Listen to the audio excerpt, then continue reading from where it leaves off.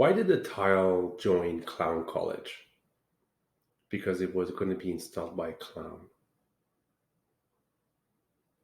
It wasn't funny? You wrote it. You telling me it wasn't funny? No, it wasn't my delivery. Come on. Okay, forget about it. In this episode, we are going to talk about innovation in tile. And I want to show you a couple of tiles that I think are really interesting to look at and where innovation is going with tile manufacturing. The first one is sugar glazed tile, and the second one is a Lepato finish tile.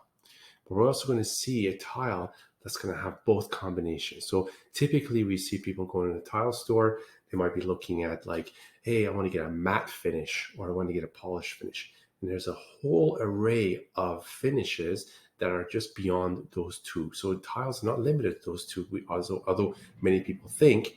So we're going to really look into those two that I want to discuss here today. But I really want to talk about the fact that you can also see a combination of these different finishes. A lot of tile manufacturers are actually doing that. So let's take a look.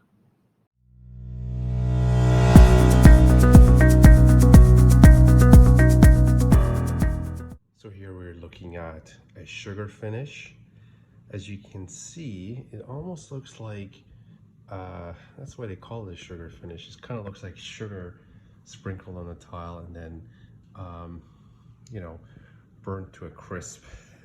You can think of it like that way, but it has a very distinct pattern, and it actually is really good because it has a bit of a shine to it, but it's not a lot to make it a polished tile.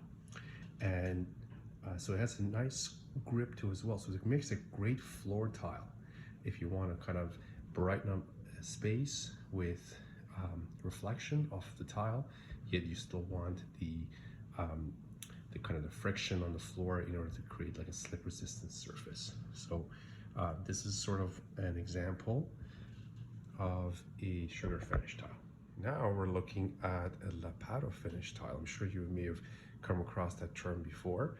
As you can see, this particular finish is not polished, although you might kind of think it is from from this kind of video here, but it's actually semi-polished.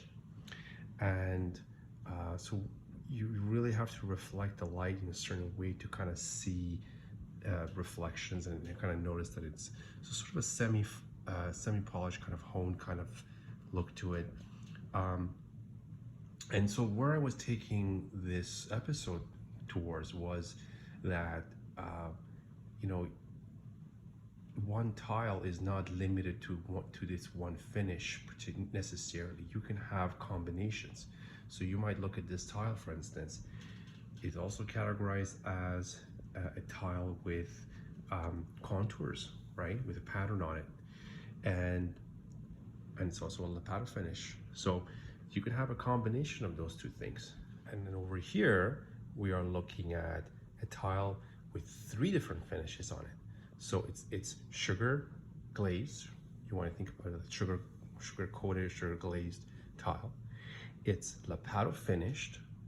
Again, might be a little hard to see on the video, but it has a sort of a semi-gloss finish to it, and it also has contour, so it's like textured as well. So 3 different types of finishes on this one tile. So that's really where I see where a tile's value really can make a difference in a space. Is it has a lot more character to it when it has a lot more finishes that they put in just the one tile. So that's really cool to look at, and this kind of combination can make huge differences in the space, and because it brings in so many different things. So just want to share that with you guys here. So as you can see, when you go into a showroom to select a tile, you don't necessarily need just to think about, is it a matte finish or a polished finish? A tile can have multiple finishes on it.